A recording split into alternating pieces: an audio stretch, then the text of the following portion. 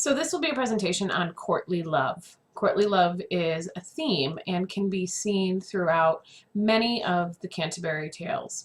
Most importantly, though, it will be seen in The Knight's Tale, which we will be reading next. So take out some kind of paper and pen and make sure you have all of these ideas written down about courtly love. The overarching idea of courtly love is that it's essentially a set of attitudes toward love that were strong during the Middle Ages. Although courtly love is kind of a favorite of directors and people who produce movies. According to the idea of courtly love, a knight or a nobleman worships a woman of high birth, and his love for her inspires him to do great things on the battlefield or elsewhere. So it's usually someone who is unknown to the woman. The woman is put on a pedestal in some way, figuratively as a being of high birth or someone who seems to be out of their league. And the man falls deeply head over heels in love with the woman, and because of this love, he does great acts that either trying to get her attention or because he's blinded by this love.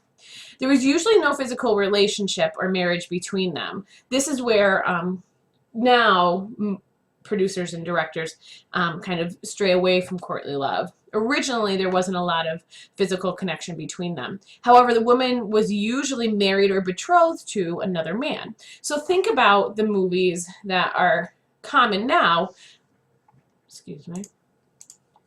Think about the movies that are common now where there is a young man who maybe is an outsider or an outcast, loves a woman of high noble birth, and the woman is betrothed or intended for another man.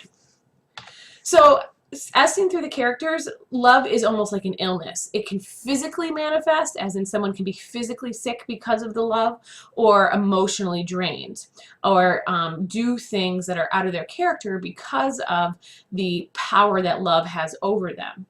Most of the time, the love can change the physical appearance of the character. The lover risks death to win the favor of his lady. He will let nothing come between he and his love for his woman. He is inspired to utter eloquent poetic complaints where he speaks in poem or in rhyme, or he writes love songs, or he writes poetry because he is so overwhelmed with love for this woman. Most of the time, the lovers go without sleep because they are tormented by love. If they're not physically with that person, or they know that they won't be with that person, they can't sleep. And then many years they pine away hopelessly for this unattainable woman. This isn't something that happens in a short period of time. I fall in love with someone at 9 o'clock, and then by 2 o'clock, things are better and we're happy.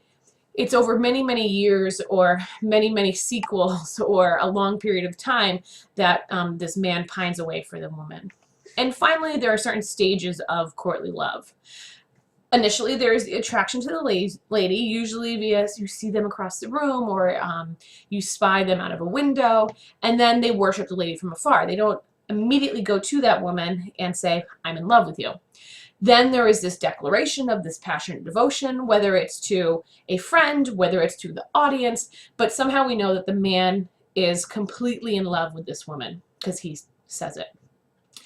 The woman then will reject him because of her virtues. I can't be with you, or I can't associate with you because either you are of lower class, or because I have somebody else who I'm supposed to marry, or because it wouldn't seem right. There is then this renewed wooing with oaths of virtue and eternal faithfulness. Promise me you have to love me. I will love you forever. And it goes on and on and on. Then there are the moans of approaching death from this unsatisfied desire. Basically, if you don't love me, I don't know how I will go on. There are other physical manifestations where the person may become withdrawn, they may physically change, they may become emotionally or mentally incapacitated because they've been rejected by the woman. Then we spur on the heroic deeds of valor, which will in the end win the lady's heart. Somehow the man will do something heroic, and the woman will miraculously change her mind and say, "I will risk my family or my wealth or my reputation in order to be with this man." And then there's the consummation of this love, which happens in secret, usually where it's just between the two people. No one else knows that they have decided that they both will love each other, and it's not told to many other people. And then it depends how long the director, author, or producer wants to keep this story going. There are then endless adventures and tricks where people avoid being detected of their love. So those are our notes on courtly love. Make sure that you have all of them down, including the overarching ideas, how it affects the characters, and the stages of courtly love.